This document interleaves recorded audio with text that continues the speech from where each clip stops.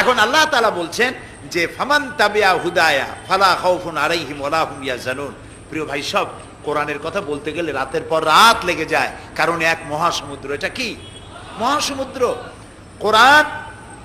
এই কোরআন আল্লাহ তাআলা আমাদেরকে শুধু তেলাওয়াত করতে পাঠান নাই। আমাদের অভ্যাস হয়েছে যে খালি তেলাওয়াত করি, মুখস্থ করি। দেখেন না, রমজান মাস শেষ হয়ে গেলে পরে বন্ধু বান্ধব আত্মীয় স্বজন সব এক জায়গায় বসে এক একজন গল্প করে, ভাই আমার পুত্রবধূ 13 খতম, আমার বউ 7 খতম, আমার নাতনি 11 খতম, আর আমি এমনি এমনি খতম হয়ে গেছি।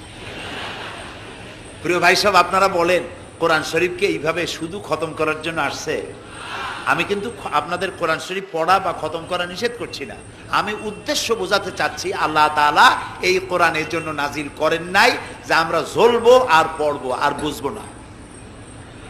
আচ্ছা ভাই, একটা বইয়ের নাম কোন তো পৃথিবীতে, একটা বইয়ের নাম আমাকে শুনান যে বইটা মানুষেরা না বুঝে পড়ে। পারবেন বলতে? পারবেন না।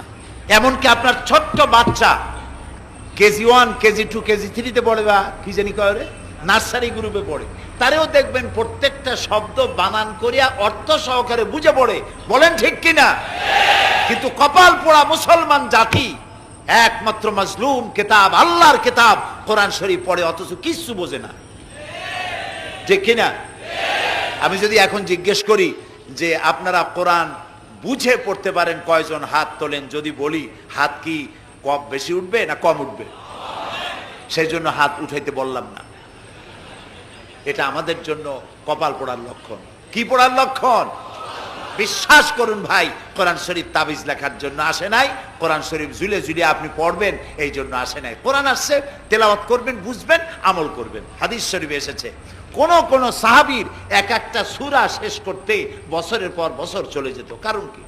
কারণ হলো তারা এক একটি আয়াত পড়তেন, বুঝতেন, বাস্তব জীবনে আমল করতেন, আরেকটা আয়াত পড়তেন, বুঝতেন, আমল করতেন, তারপরে আবার আরেকটা পড়তেন, আমল করতেন। এভাবে করে সাহাবীরা কোরআন পড়তেন, বুঝতেন, আমল করতেন। ফলে এই সাহাবীরা যখন বিয়ে শাদী করতেন, সাহাবীরা যখন ব্যবসা বাণিজ্য করতেন, সাহাবীরা যখন কেনা বেচা করতেন, পারিবারিক জীবন যাপন করতেন, হাঁটাচলা করতেন, তখন মানুষেরা বুঝতে পারত, অনুভব করতে পারত যেন জীবন্ত কোরআন শরীফ চলাফেরা করছে।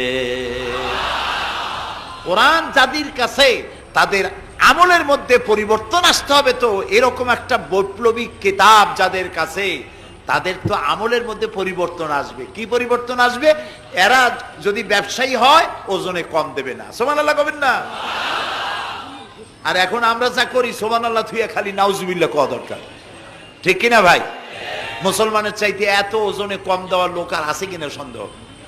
ওজনে দেবে কম, খাদ্যে দেবে ভেজাল, সাক্ষী দেবে তো মিথ্যা সাক্ষী দেবে, ওয়াদা খেলাপ করবে, আমানতের খেয়ানত করবে, এরপরে ধার করবে, টাকা শোধ করবে না। ছেলে দিয়ে বলাবে, বলো আব্বা বাড়ি নেই। এখন সে যাইয়া যে টাকা চাইতে আসছে তারা বলে যে আব্বা বলছেন আব্বা নাকি বাড়ি নেই।